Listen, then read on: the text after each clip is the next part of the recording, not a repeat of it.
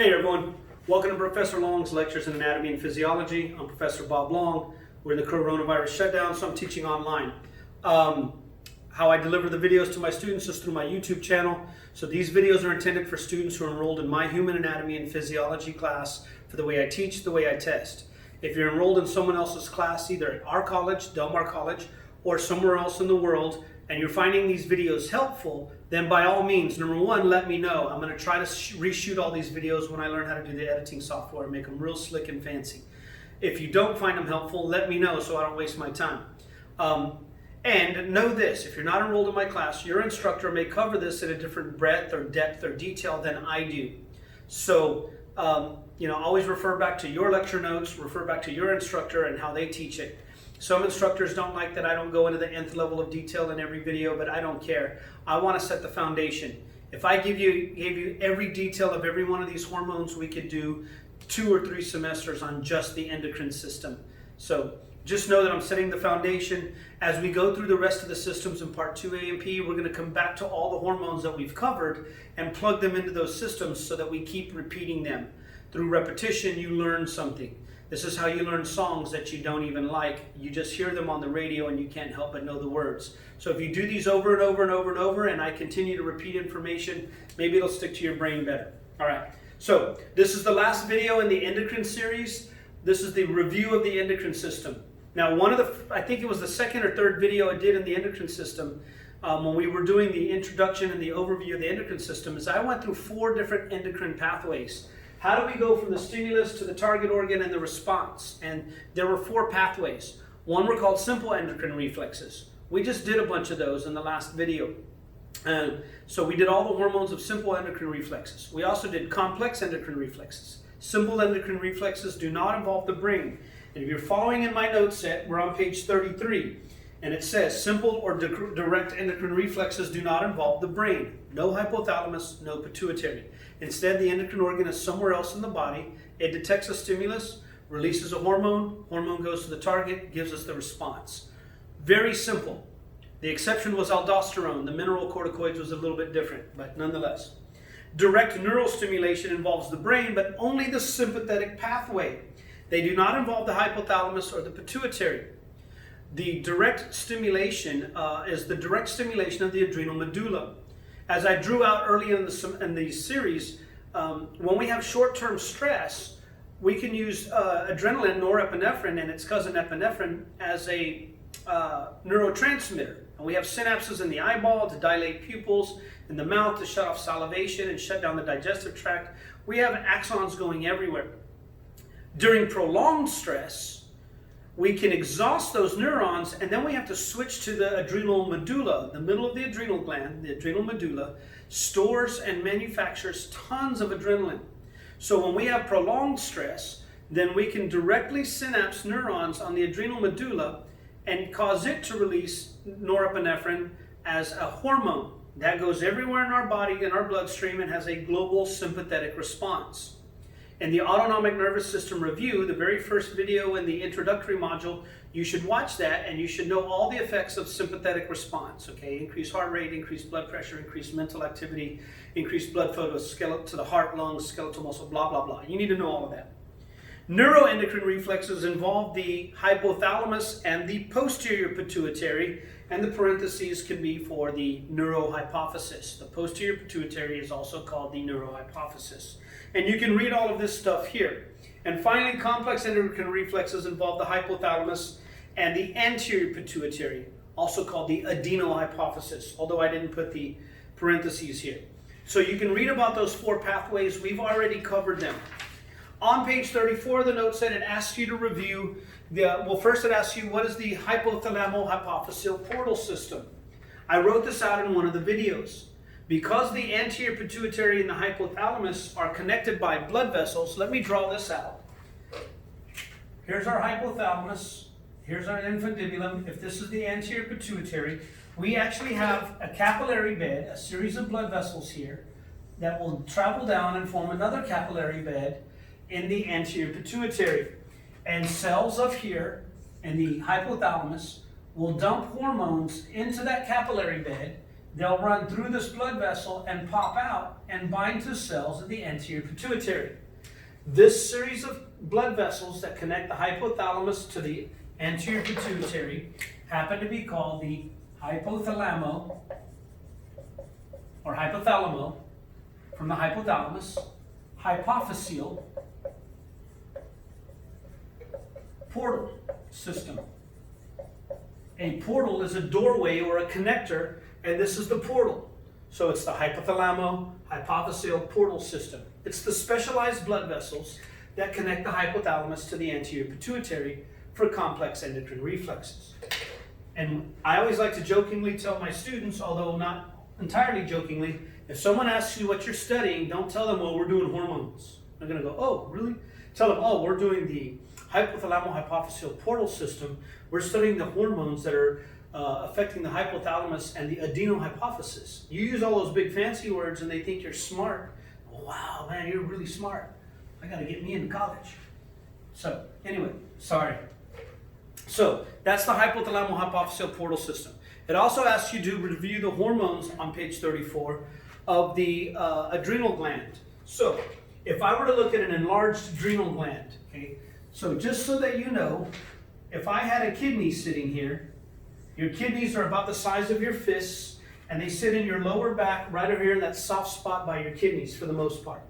There's a small gland that sits on top of them, and so since this is above the kidneys, some books call it the suprarenal organ, which is also called the adrenal gland. I like to call it the adrenal gland because that's where adrenaline comes from. But a bunch of hormones come out of the adrenal gland. So I'm going to take this little organ and I'm going to draw it kind of big. And when we looked at it in lab, one of the things we looked at was the outer covering is called the adrenal capsule. I'm just going to write the word capsule. I'm not going to put adrenal up here every time because we know we're looking at the adrenal gland. And the middle of the adrenal gland is called the medulla. Well, the word medulla means middle. And then all of this area from the capsule to the medulla is referred to as the adrenal cortex. It goes all the way around. The cortex is divided in 3 layers. I'm just putting numbers up here. The first layer is called the zona glomerulosa. Okay? It's 2 words, zona glomerulosa. The second layer is called the zona fasciculata. The third layer of the adrenal cortex is called the zona reticularis. And some people call them the glomerular layer, the fascicular layer, and the reticular layer. And then we get down to the medulla. And if I think about it, this is what happens. The zona glomerulosa, what they secrete, the hormones that come out of those, you should know that's my abbreviation for the word hormone by now if you've been following my lectures. The zona glomerulosa releases what we call the mineral corticoids. Aldosterone is the primary one, okay? And I refer to it as salty aldo because it does salt balance. It does the homeostasis of salts, sodium and chloride. The zona fasciculata does what we call the glucocorticoids. And that would be, I'm going to erase some of this and I'm going to rewrite it because I wrote it too tightly here. But that would be cortisone and cortisol.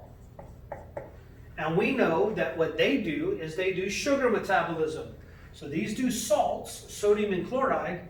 These do glucose or sugar metabolism. When your blood sugar levels are too low, they raise it. This raises salt levels. This raises sugar levels. The third layer we call the zona reticularis. So glomerulosa, fasciculata, reticularis, medulla. Or I put ZG, ZF, and ZR on my drawings so that I could learn this. Okay? The zona reticularis secretes hormones called androgens. Androgens is a generic term for what we call the male sex hormones, the international symbol for male.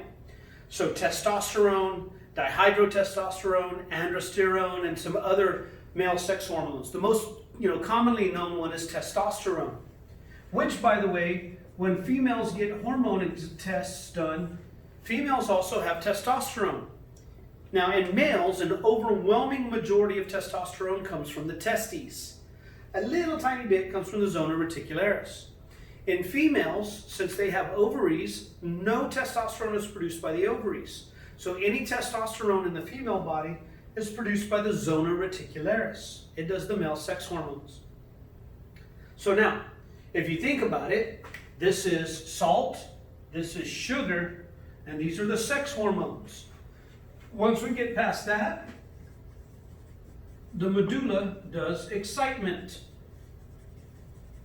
which is adrenaline, and adrenaline is known as norepinephrine. I just put NE for norepinephrine. It does have a cousin called epinephrine, and if you take epinephrine through an IV, it has the same effect as norepinephrine or adrenaline. And that would be the side effects of someone giving an epinephrine injection. You would have the sympathetic response. So if you think about it, it's salt, sugar, sex, excitement. There's a saying in physiology that as I go through the adrenal gland until I get to the medulla, the deeper you go, the sweeter it gets. Salt, sugar, sex, and excitement. Anytime you talk about sex, people get excited like, woohoo, or I can't believe you're talking about that. But either way, it results in some kind of sympathetic response. So now they're not all tied together, but know that if I do this is how I learned it for me, because I'm real simple-minded. If I go for the middle, glomerulosa, I just take the O's out of go for. Glomerulosa fasciculata reticularis medulla. Go for the middle. Zona glomerulosa does salt. Zona fasciculata does sugar. Zona reticularis does the male sex hormones. And then the medulla does excitement, adrenaline. It is a super easy way so that if we ask test questions like, patient has a tumor of the zona glomerulosa of the adrenal cortex, causing the zona glomerulosa to hypersecrete hormone, meaning secrete too much hormone. Which of the following effects would you see, or physiological responses would you see? Well, what do mineralocorticoids do? They would raise salt, which would raise water, which would raise blood pressure, so your patient may have high blood pressure. The zona fasciculata, the glucocorticoids, what if it secreted way too much hormone? Well, then you would have elevated blood sugar levels, correct? You would just be digesting, and you wouldn't be able to store fat. You would always be doing gluconeogenesis. If they shut down the production of these, then you would see the opposite effect. If you had a tumor of the zona reticularis and it causes you to hypersecrete hormones, then you're going to secrete too much testosterone. You're going to get big and bulky and muscular and get facial hair and body hair and whatever. And then the medulla, if you produce too much adrenaline, you would be amped up, excited all the time, rapid heart rate rather than breathing rate. If you shut them down, you would see the opposite effects. So, for females that secrete a whole lot of testosterone or inject it by abusing male sex steroids, they call them an androgynous female. They look more manly than feminine. Again, there's the whole gender thing. I don't want to assault anybody, but that's a medical term, an androgynous female. It's a scientific term. So that's what it means. That's where it comes from. So now we've reviewed the hormones of the adrenal gland. Now I'm going to run through the review on page 35 because I want you to start thinking in these terms. I'm going to erase all of this. I'm not going to write all of these answers to these questions down. I may just verbalize them. Some of them I may turn and write on the board. But this is a quick way for you to start thinking about these hormones. Okay? Now, what is the hypophysis? The hypophysis is the scientific name of the pituitary gland. What is the adenohypophysis? That's the anterior pituitary. What's the neurohypophysis? It's the posterior pituitary. List the 7 hormones released by the adenohypophysis, or the anterior pituitary. So what are the 7 hormones that utilize complex endocrine reflexes? Well, one of the easy ones is, we had thyroid hormone, T3 and T4. Growth hormone. We had the glucocorticoids. They utilize this pathway. Cortisone, cortisol. Okay. We had prolactin. We had prolactin releasing hormone. 1, 2, 3, 4. We had MSH, melanocyte stimulating hormone, although there's no releasing hormone for that. We had FSH and LH. 1, 2, 3, 4, 5, 6, 7. Those are the 7 hormones that I want you to know that are controlled through the anterior pituitary. Now, these 2 come from the anterior pituitary, as does this one. This one comes from the median eminence. These have releasing hormones, okay? So, anyway, these come from other organs, and I don't want to get into that level of detail. So, you guys know all of those hormones come out of the anterior pituitary or utilize complex endocrine pathways. Describe the function of the thyroid follicles. The thyroid follicles contain a compound or a substance called colloid, which is rich in T3 and T4, or the thyroid hormones, and that's where the thyroid hormones get released into the bloodstream. The parathyroid cells, or the parafollicular cells of the, it should say parafollicular cells. The parafollicular cells will synthesize calcitonin, which tones calcium down. So I know my notes here, I just realized it says the parathyroid cells. That's wrong. It should say parafollicular cells of the thyroid gland. Those cells do calcitonin, which tones calcium down, lowers blood calcium levels. And then there's the parathyroid hormone, and the parathyroid hormone is the parathyroid glands release parathyroid hormone, which raises calcium levels. Calcitonin tones calcium down, parathyroid hormone pumps calcium up, okay? It asks you what mineral in your diet is necessary to synthesize these hormones. You should know that's iodine. List the hormones that bind to intracellular and then those that bind to membrane receptors. This is one of the things I wanted to get to for you guys. Okay? At the very beginning of all of these lectures, I talked about hormones that have membrane receptors. So if I'm at the target cells, I'm going to draw 2 or 3 target cells here. Some target cells have a receptor in the membrane that triggers a G protein that's going to trigger a series of reactions that goes and turns a gene on or off. We went through that at the beginning.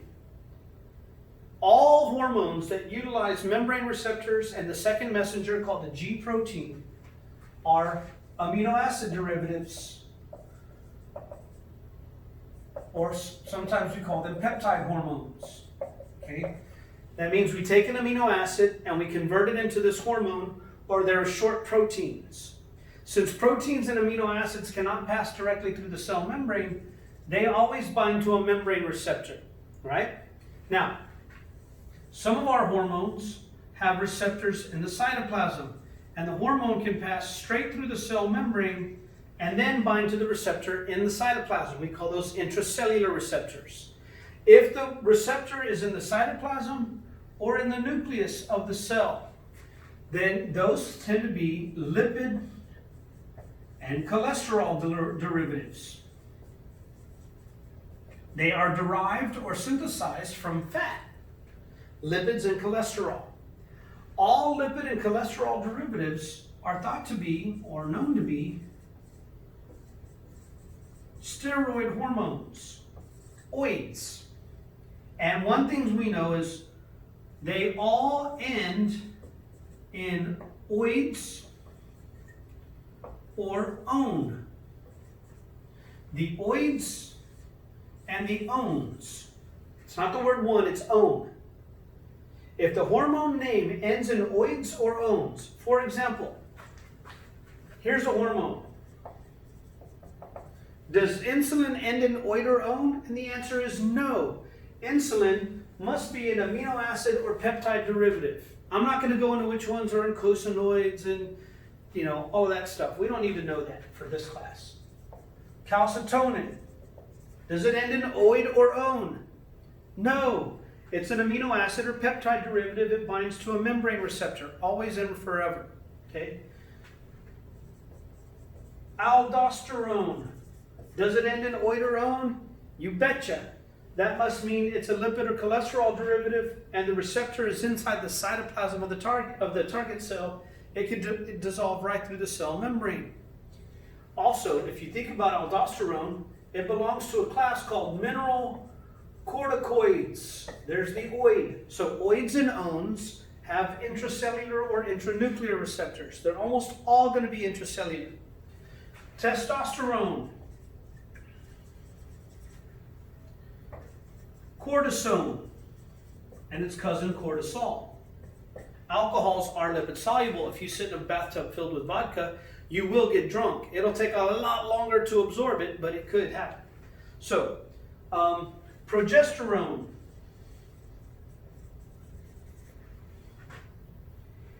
erythropoietin, melatonin.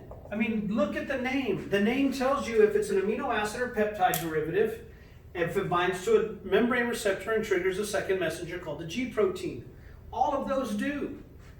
If it ends in oid or on, the glucocorticoids, testosterone, progesterone, aldosterone, they all have intracellular receptors. They are all derived from lipids and cholesterol. They go right through the cell membrane. This is why a female can take hormone replacement therapy and put a patch on, and it absorbs right through, a transdermal patch for testosterone, or you can put cortisone cream on your skin and you will absorb it. Aldosterone, if we had an aldosterone patch, you would dissolve right through your skin, called a transdermal patch, goes across the dermis. Now there are a couple of exceptions to this rule. If I learn the rule and the one or two exceptions, then I can plug all the hormones in and know if they are amino acid or peptide derivatives, if they're lipid and cholesterol derivatives, if they have cell membrane receptors and trigger a second messenger called the G protein, or if they have intracellular receptors. Okay? So, the exceptions are this, and I'm going to put it in red. Estrogen. I wish they had called it estragone or something, but estrogen is a female sex hormone. It is a steroid. But it doesn't follow the oid or on rule.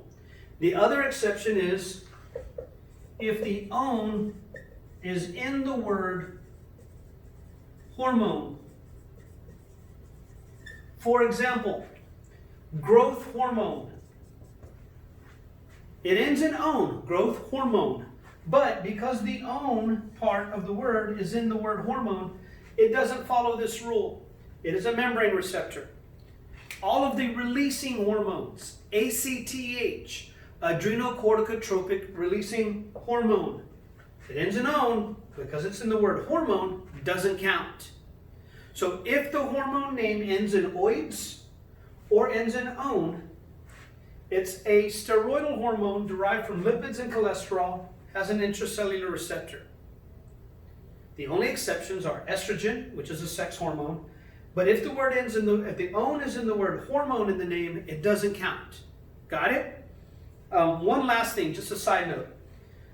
I was having a discussion with one of my colleagues about this, and they were talking about how all the hormones that we're pumping into cows, like growth hormone and all these other hormones, prolactin for milk production and increased beef and increased yield, is what's causing a lot of females to enter into puberty earlier in life and have all these problems.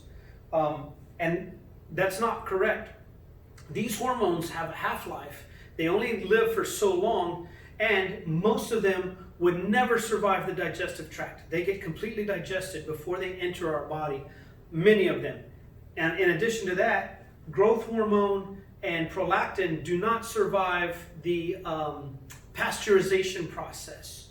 So, one of the things that is sort of, there's a correlation, it doesn't mean a cause, but they seem to be related somehow, statistically, is that the increase of obesity, especially childhood obesity or early onset weight gain, extra lipids and cholesterol in the body, means extra sex hormones. Particularly the female sex hormones are derived a lot from these lipids and cholesterol. So maybe that's why females sometimes are having early onset puberty and other things. It doesn't mean that's the only cause, but something to think about. Anyway, so now let's finish this review. List the hormones that bind to intracellular receptors. I can look at the names and tell you. List the ones that bind to membrane receptors and trigger a second messenger. I can look at the name and tell you without memorizing stuff. Describe the two antagonist hormones that regulate calcium balance. Calcitonin tones calcium down when it's too high. Parathyroid hormone pumps it up when it's too low. What is the hypothalamo-hypophyseal portal system? We've already done it. Which hormone can be released in response to allergies and rashes? I did not cover this yet. But when you get a rash, you put hydrocortisone on it. If we put a hydroxyl group on cortisone, it's much more stable and lasts longer in a tube, in a lotion or a salve or an ointment. So cortisone, excuse me, also reduces inflammation. So when people get steroid injections for a shoulder joint or an elbow joint or a wrist or a knee joint, they're not injecting sex steroids like testosterone. They're injecting what we call the glucocorticoids. Okay, they're injecting corticosteroids. Corticosteroids meaning cortisone, and they all have "-one" in the name. So you'll get hydrocortisone, you'll get prednisone, and lots of these "-ones." Okay, there's a whole bunch of different ones. But orthopedic doctors and spine doctors use a lot of steroid injections. If I inject it in there, it will decrease the inflammation. If you get a rash, you put hydrocortisone on it, and it will decrease the inflammation. So a side effect of the glucocorticoids, cortisone and cortisol, is decreased response to allergies and rashes. One other thing, if you have a diabetic patient, they better have insulin on them if you're going to inject cortisone, because it's going to have a rapid rise in blood sugar. So you don't just treat a patient, you must know everything about that patient's history. Something to think about. All right, describe the two antagonist hormones that do everyday blood sugar levels. Okay, well, when glucose is gone, we release glucagon. Glucagon raises blood sugar levels. When we have a lot of blood glucose levels, high blood glucose levels, insulin causes cells to take glucose in. So insulin makes our cells take glucose in. It lowers blood sugar levels. So glucagon raises blood sugar levels when they're low. Insulin lowers them when they're too high. And then it says, describe the hormone that regulates blood sugar levels in extreme situations like starvation or an emergency, prolonged stress. That would be cortisone. Okay. Which hormone functions to maintain salt concentrations and subsequently or after the fact affects water? That would be salty aldo. Aldosterone raises salt. Water follows the salt to raise blood pressure. It also says, and how does it affect water retention? We absorb the salt first. Water follows the salt. Which hormone functions to retain water at the kidneys and subsequently affects salt concentration? That would be ADH, antidiuretic hormone. Antidiuretic hormone increases water retention, which lowers your salt concentrations. So salty aldo works on salt, water follows the salt. ADH works on water. Okay, I actually used to call it ADH2O, and ADH would cause us to increase water retention. Both of them raise blood pressure by raising blood volume. Okay. What are the exocrine and endocrine portions of the pancreas? Don't worry about the exocrine portion yet. The endocrine portion is the pancreatic islets. The pancreatic islets have alpha cells that secrete alpha cells that can secrete glucagon and beta cells that secrete insulin. For those of us that live here in Texas, we often hear about the Aggies, the Texas A&M Aggies. So I had a friend that went to Texas A&M, and so I used to always say IB and Aggie. Insulin, beta cells, right? Alpha cells do glucagon. IB, AG. Insulin, beta, alpha, glucagon. All from the pancreatic islets. It's kind of how you remember that. Okay? Insulin comes from the beta cells. Glucagon comes from the alpha cells. What hormone is secreted by the pineal gland? Melatonin mellows you out, puts you to sleep. Okay? What is the function of oxytocin and prolactin? So I want you to look at them. Prolactin causes milk production during pregnancy. Oxytocin causes milk letdown when the baby is feeding. Oxytocin can also cause uterine contractions during childbirth or orgasm. What is the role of adrenaline and how is it controlled? You should review adrenaline. Got it? Review the renin-angiotensin pathway. That means you need to write it all out or draw it all out from memory. Review all the hormones of the adrenal gland, and we've already done that. List 5 hormones that can adjust blood volume or blood pressure. Well, let's list hormones that can raise blood pressure. All of these hormones can raise blood volume and or blood pressure. Okay? We know that there's ADH, increases water retention. There's aldosterone, salty aldo. Adrenaline raises blood pressure for increased oxygen and nutrient delivery. Erythropoietin raises blood volume and blood pressure. And oddly enough, T3 and T4 can have an effect on blood pressure. Okay? Because if I'm going to increase my metabolism, the burning of oxygen and glucose, I better increase blood pressure, blood volume, and the flow of oxygen and glucose to my cells. So those are 4 or 5 hormones that can affect blood pressure and blood flow. List all the effects of thyroid hormones. If you know the effects of the sympathetic response, the thyroid hormones will mimic the sympathetic response. After all, if I'm going to increase metabolism, the rate at which I burn oxygen and glucose, I have to increase the rate at which I take in oxygen, so I get elevated breathing, and the rate at which I shovel the oxygen and glucose to my cells, heart rate. Okay, so people have, review hyper and hypothyroidism. List the effects of adrenaline and cortisol, and you're going to find out that cortisol and cortisone also mimic the sympathetic response. Actually, we could put a 6th hormone here, which would be cortisone, and cortisol can also cause elevated blood pressure. When we're stressed, our blood pressure goes up. Anyway, those are all the review questions. Listen, the endocrine chapter has a lot of stuff in it. It's a very complex and very interconnected set of hormones that they're all cross-talking and interacting. Some have same effects, some have opposite effects. There's only one way to learn them, and that's to get it done.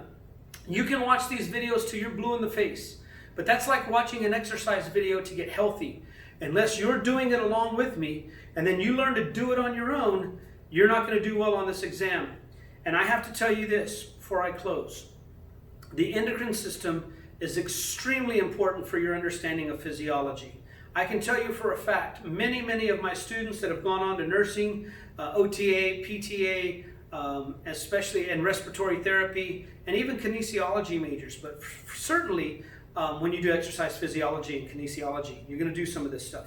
But nursing majors definitely come back to me and say, oh my gosh, Mr. Long, everything comes back to endocrine. They're affecting all parts of our body.